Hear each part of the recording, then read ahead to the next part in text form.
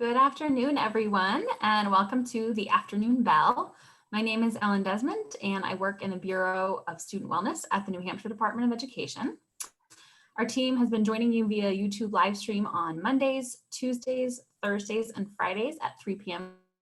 for the Afternoon Bell, which is our opportunity to discuss issues with and provide support to New Hampshire educators and families as we learn remotely.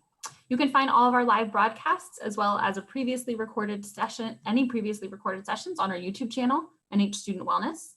And we encourage you to follow us on Twitter at NH Schools and on Facebook at NH Student Wellness, where you can find our live morning coffee chats weekdays at 9 a.m. and a bunch of other resources. The department has also been updating its remote learning website, nhlearnsremotely.com. So check that out for more info about remote instruction and supports. As always, please feel free to leave questions, comments in the chat box today, and we'll make sure to connect with you either during the presentation or offline. So our session today is entitled Make Good Choices, Be Safe on the Road. Many people are continuing to stay in their homes during this outbreak, so it's important to keep being reminded of the ways that drivers and passengers can keep themselves safe when the time comes to get back on the road. Discussion topics today will include the top causes of crashes, distraction, impairment, and speed, as well as the best way to keep yourself safe while on the road. Our session will also provide a brief overview of the Teen Driver and Buckle Up programs and exciting opportunities available for drivers and passengers. Our presenters today are Chelsie Mostone and Chris Bishop. Chelsie is the Buckle Up New Hampshire program coordinator out of the Injury Prevention Center at CHAD, with 4 years of experience educating individuals throughout the state on the importance of buckling up and making good choices behind the wheel. She works collaboratively with Chris to ensure that individuals at every age are educated on safe driving. Chris Bishop is the Teen Driver program coordinator out of the Injury Prevention Center at CHAD, and he works to promote safe driving with teens in New Hampshire through high school programming with students. Chris focuses his efforts towards the topics of distracted driving, impaired driving, and seatbelt use. So Chris and Chelsie, welcome. At this point, I will turn the keys over to you and you take over the driver's seat for the rest of the presentation.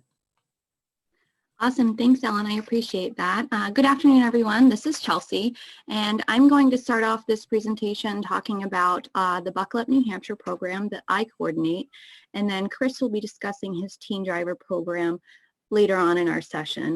The slideshow we have prepared will dive into some myths that we've heard around the state around being safe behind the wheel, and then we're going to discuss those major topic areas that Ellen mentioned a few minutes ago. The Buckle Up and Teen Driver programs are both, as she said, based out of the Injury Prevention Center at the Children's Hospital at Dartmouth-Hitchcock. However, they are both funded through the New Hampshire Office of Highway Safety. Both of our programs work to prevent injuries and keep teens and their families out of the hospital.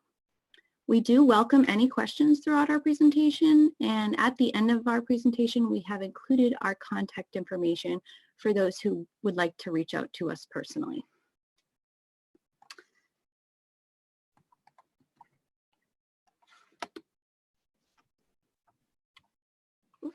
Sorry about that.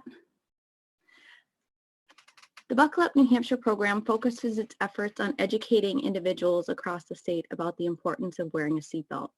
The program does this through presentations, printed as well as electronic media, video promotions, organizing, and supporting the planning of the state's annual traffic safety conference, which usually has about 200 to 300 people in attendance, as well as coordinating the statewide Teen Seatbelt Challenge that we will discuss later on.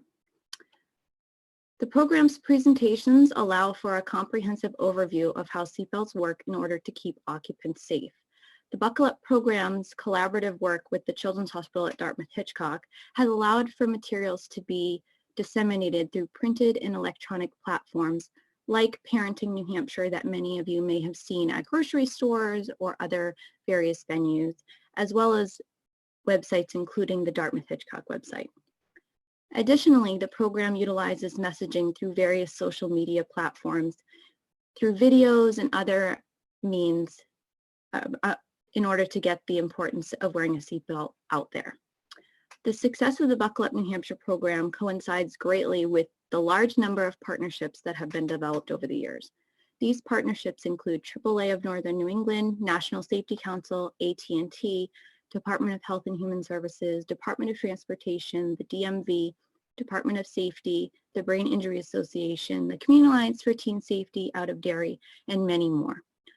These partners all sit a part of a committee that meets every other month. Crash data is something we look at very closely, especially as we start into the new year and as we move throughout the year. We have fantastic data analysts who comb through all of our crash data each week and year to allow educational efforts to be as up to date as possible. Currently, our fatality numbers are much higher in 2020 during the same period of time in 2019. But because they are not finalized, I'm only going to be sharing 2019 numbers today. In total, as you can see, 101 individuals lost their lives on New Hampshire roads in 2019. 47 of those were drivers, 14 were passengers, which leaves the other category that included 40 other people. In that other category are pedestrians and motorcyclists. The others are important to share because although they may not have been in a motor vehicle when they were killed, a motor vehicle could have been the crash cause, and that driver could be making some life-changing choices, which we will touch on later on. As the Buckle Up coordinator, I think it's always important to talk about seatbelt facts. And looking at last year's data, it showed that out of the 61 individuals that were killed in car crashes during 2019, meaning they were in contained vehicles, 35 were unbelted. New Hampshire continues to be the only state in the country without a seatbelt law for those 18 and older. This is concerning because the state continues to have one of the lowest belt usage rates, as well as one of the highest unbelted fatality rates as compared to any other state. I always like to bring that up because when you think of how small New Hampshire is compared to a state like Texas or California, having the highest unbelted fatality rate is very alarming. So now we're just going to be talking about a few myths that I've heard over the years.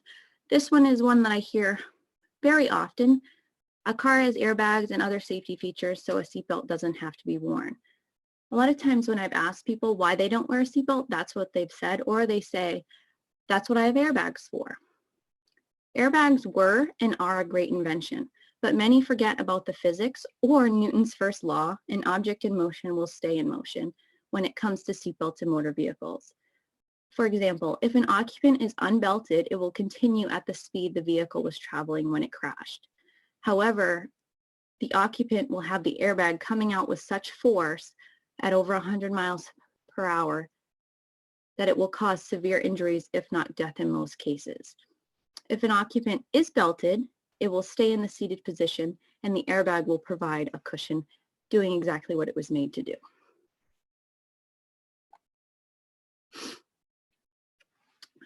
So looking at a reality, all these great features are fantastic and a lot of research has been done in order for them to be put into your vehicles. However, all car manufacturers are doing their research and creating all of these features in conjunction with a seatbelt. I think of my own vehicle when I talk about things like this.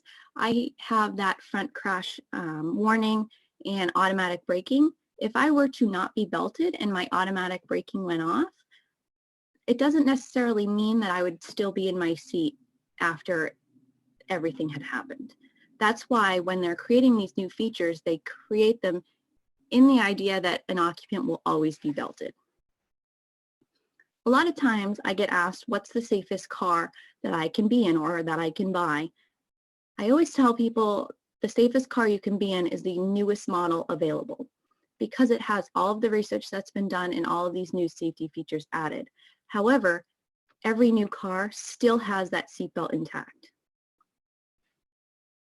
The next slide is going to be a video of a driver that falls asleep behind the wheel. He is unbelted, and I encourage you to watch what happens to him when he loses control of his car.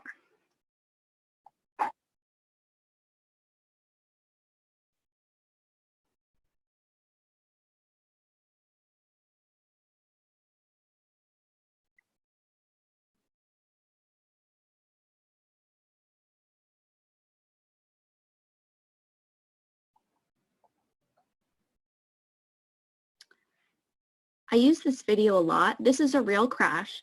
What you could not see was that after this car was being overcorrected by the gentleman driving, he was rolling down an embankment. He did survive this crash, but suffered a severe brain injury that has left him living in a facility for the remainder of his life. One thing I like to point out, as you may have noticed, he's a pretty good-sized man, and although he did try to stay in his seat, the forces were too great and he was thrown throughout the car. If there was a passenger in that front seat or the back seat, they probably would have been severely injured, if not killed. That's a point I always like to bring up to everyone, because if you don't want to wear a seatbelt, that's your own choice, but it may be affecting others in the event of a crash.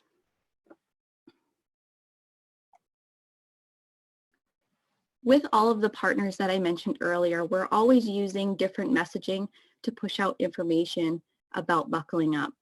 The Buckle Up program tries to coordinate its messaging with state agencies, different groups, as well as those on the national level. The every trip, every time Buckle Up message is one that I've used very often throughout the years. Another one that we've come up with recently, is the Seatbelt Save Lives, one click at a time, which seems to be very catchy, so we've been using that a little bit more often too. All accidents are beyond our control. This is a myth that I've heard. It's more so the word accidents that I hear a lot more often. And as you may have noticed throughout my presentation, I do not refer to them as accidents. I use the word crash. And that's because only 6% of all crashes happening during a given year are truly accidental. Now, what is an example of an accident? I always like to give this one because it makes perfect sense. So a few years back, there was a gentleman traveling to work, and as he was driving, he was not speeding. He was focusing on his task of driving, and the wind blew a tree limb down on the cab of his truck, which killed him. The gentleman couldn't have done anything different. He was just at the wrong place at the wrong time. The other 94% of the crashes that are happening because of choices drivers are making behind the wheel. These can be distractions, being impaired, speeding, falling asleep, or a variety of other things. So that brings me to my next myth. So a lot of times I hear people say, all I hear about is distraction, impairment, and speed. I don't think they're that big of a deal. Well, in reality, they're New Hampshire's top 3 causes of crashes almost yearly. Sometimes they vary in different places, but it's pretty consistent that they are the top 3. That doesn't mean that they're the only causes, but they have the highest number of crashes, and they are all preventable. If drivers focused on the task of just driving, there would be fewer crashes, which would then result in fewer fatalities on our roadways. Over the years, both the Buckle Up and Teen Driver program have utilized real crashes and victims to encourage drivers to make good choices throughout the state. By working with these individuals, many who have suffered an unimaginable tragedy, it has empowered the programs to engage and educate audiences, especially teens, to make safer choices every day. Now, let's talk a little more in depth about some of these crash causes. Impaired driving is up first, and this refers to the ingestion of substances that alter the ability to operate a motor vehicle safely. These substances could be alcohol, pharmaceutical drugs, recreational drugs. One recreational drug that we hear of a lot is marijuana, and I always like to bring that up because we are in a state where every surrounding state has legalized it, so we have drivers from those states traveling through our wonderful state of New Hampshire that might be under the influence of marijuana. One important fact to consider with impaired driving is the idea of multiple substances that could affect the ability to operate a motor vehicle. This concept is called polydrug and often affects individuals who have taken medication and then drink alcohol, which enhances their impairment unknowingly.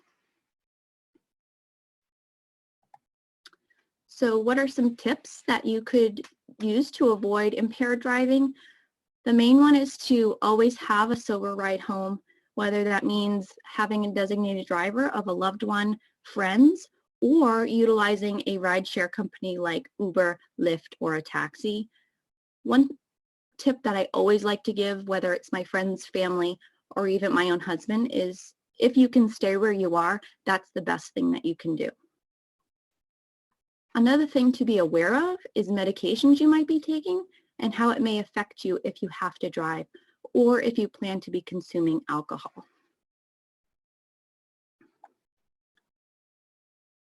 Two different types of campaigns that are used both in our state and nationally are the If You Feel Different, You Drive Different and Buzz Driving is Drunk Driving campaigns. Both are great and we've used them a number of times. I do tend to lean towards the If You Feel Different, You Drive Different because it combines all aspects of impairment and it's a little bit more inclusive. A lot of times you'll see these campaigns during known impaired driving crash increase times during the year. This could be New Year's Eve, Thanksgiving, July 4th, holidays that are probably going to include a lot more intoxication. So the second major cause of crashes we've all heard about is distracted driving. And this is something that takes the driver's attention away from the task of driving. There are three different types of distractions. These include visual, manual, and cognitive. Visual distraction, I always like to use the example of a dog on the side of the road. A manual distraction could be using your mobile device or eating a snack or changing the radio. And a cognitive distraction could be worrying about a test you studied for the night before or a big job presentation.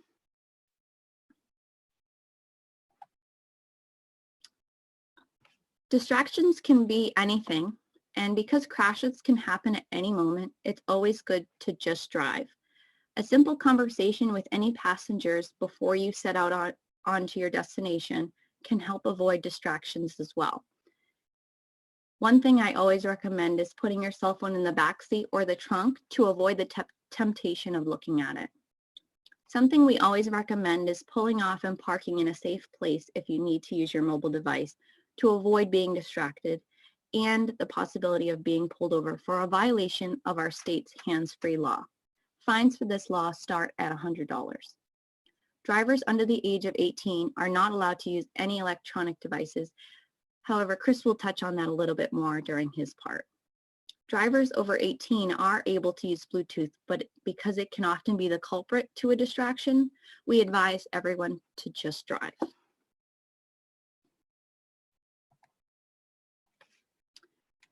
Speeding is the next large cause of crashes, and this is considered traveling at a rate greater than the set legal limit. This can be related to a few miles over or a lot of miles per hour over the speed limit. Speed limits are set using research done on the roadway. Most town roads are 25 to 30 miles an hour, while main roads go up from there, often 40, 50, whereas our highways 55, 65, and actually there's a 70 miles per hour. If someone chooses to speed, that means they could be traveling even just a few miles over, about 40 miles per hour, just on a back road in your town. That little increase of speed can create such an increase of the collision, it could result in a fatality. So some tips that we have, it can be hard to maintain the proper speed if others around you are traveling at a higher rate of speed. We encourage you to stick to the set limit set and you will find yourself, and if you find yourself speeding to get to a destination, we hope that you will slow down and think of what would happen if you crashed and didn't make it at all. One tip that we also give is to provide yourself with extra time to ensure you account for any possible traffic or adverse road conditions. In New England, we always have to think about road conditions when we drive, especially during the winter months. You never know if you're going to have rain, ice on the road, snow. However, I like to point out that the most dangerous time on the roads and when the majority of crashes occur is from Memorial Day until Labor Day. These are considered the 100 deadliest days on the road because the more people on the road, the more crashes there will be. One thing I always also like to mention about speeding, we currently are all staying home. However, because more people are off the road, we see a lot more crashes happening. We don't have the data to back up the fact that it's attributed to speeding, but we would just like to encourage people to slow down.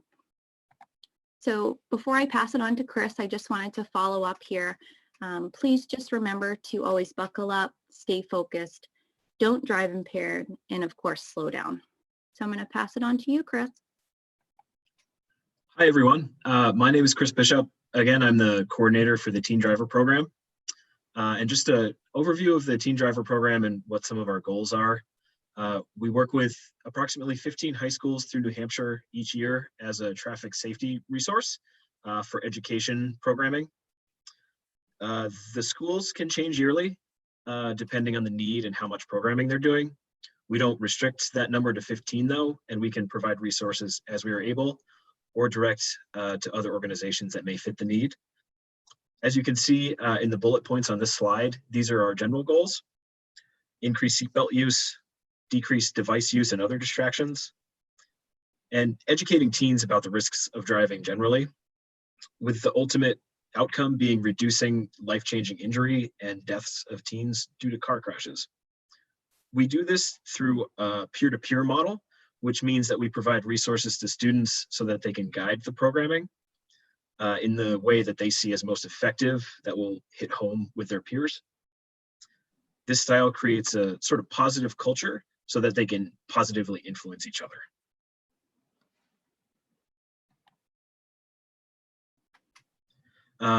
So we focus on teens because automobile crashes are the leading cause of death for that age group. And as Chelsie mentioned before, the three biggest risk factors in New Hampshire are distraction, impairment, and speeding. We focus on these because they are high risk for teens. They're inexperienced behind the wheel, and they can be corrected with safe driving practices, as well as just being a responsible passenger and making good choices in general. So some items of distraction that are related to teens specifically: school and homework worries. They're worried about a test coming up. They're worried about their mom or dad calling them, or their friends that are rowdy in the back seat. Impairment, that's a little bit touchier because many of the substances that we talk about are illegal for teens to consume. Unfortunately, many teens will find themselves in situations where they or their driver are impaired. So we tell them to have a plan to get home safely, whether that's calling a trusted adult, parent, other family member. You know, even if they get in trouble, it's not worth risking their lives or their friends' lives. And then speeding, I think, is something that we don't talk about enough, that doesn't get talked about enough in general, especially with teens. We've all driven faster than the speed limit at some point without serious consequences, but it's important for teens to realize that a vehicle handles differently at high speeds, and they may not have the experience yet to safely correct for that when a vehicle starts to skid or swerve. But as Chelsie mentioned, also that the road conditions affect what a safe speed means, whether it's slowing down for snowy roads or avoiding hydroplaning during a severe rain event.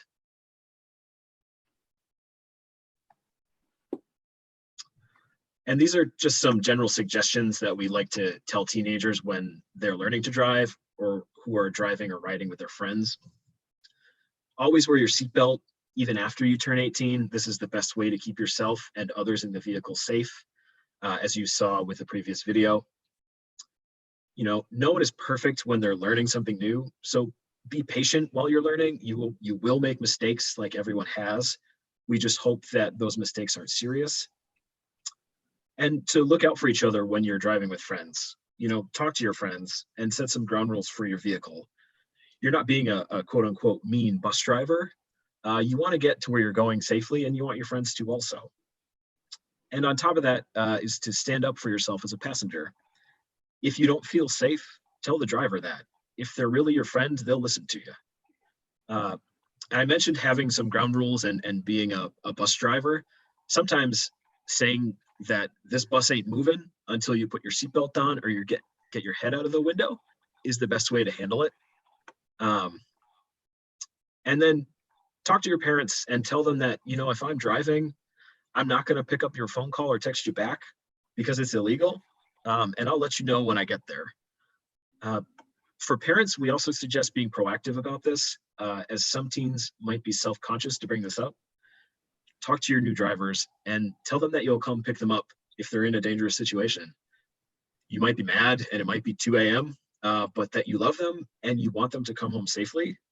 So it's best to establish a plan ahead of time.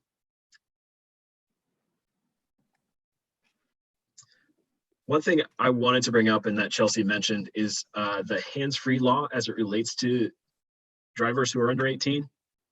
It's illegal for them to use their Bluetooth in any capacity.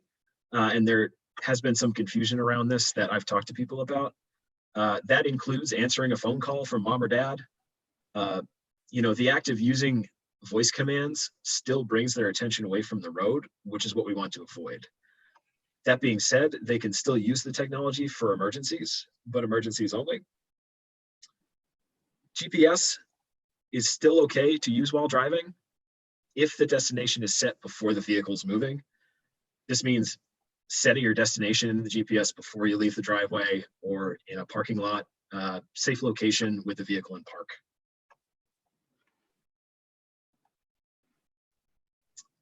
So moving on to some of the activities and education that the Teen Driver program does.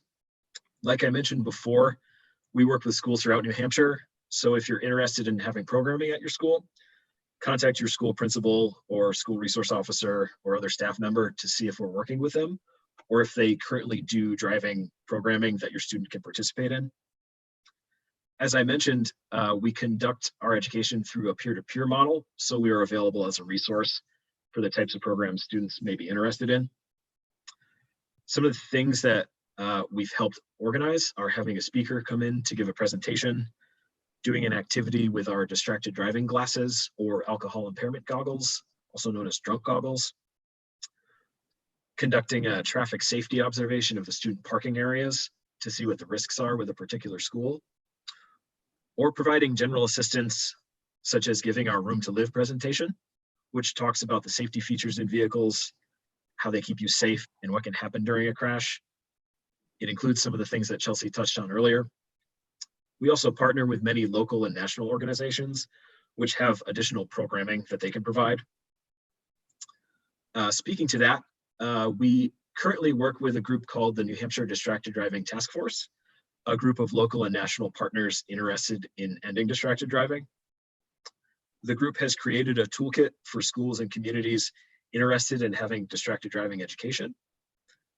It contains resources from the partner organizations and their contact information. More details can be found about this on the Teen Driver website or by reaching out to Chelsie or myself.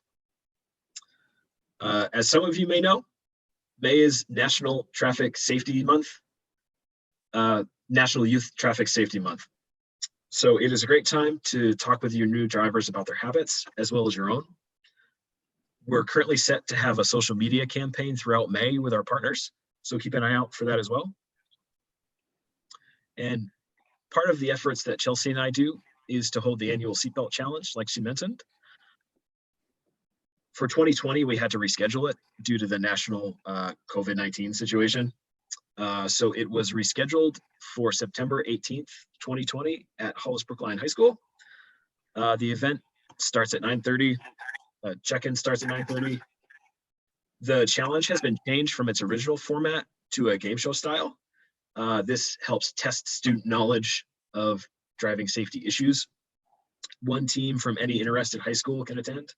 Teams are comprised of about 4 to 5 students. The winning school hosts the trophy and has the option to have the challenge held at their school the following year. The new style is super fun for students, and it allows any interested student to participate, not just the fastest team. Additionally, we're holding a safe driving media contest. It's our attempt, while teens are stuck at home, to keep them thinking about and talking about traffic safety. Any student in grades 6 through 12 can submit an entry, New Hampshire student. We're looking for 30-second video clips, 30-second radio commercial clips, or a script that can be produced at a later time. This is part of our peer-to-peer education effort. If teens see people their own age being concerned about driving, it will hopefully hit home with them. The winning entries will be shown locally and throughout the state to help with our prevention efforts. Winners will receive up to $1,000 cash prize, and you can find full submission details on the Teen Driver website. The next slide has a video which we've used in previous education campaigns that I wanted everyone to see.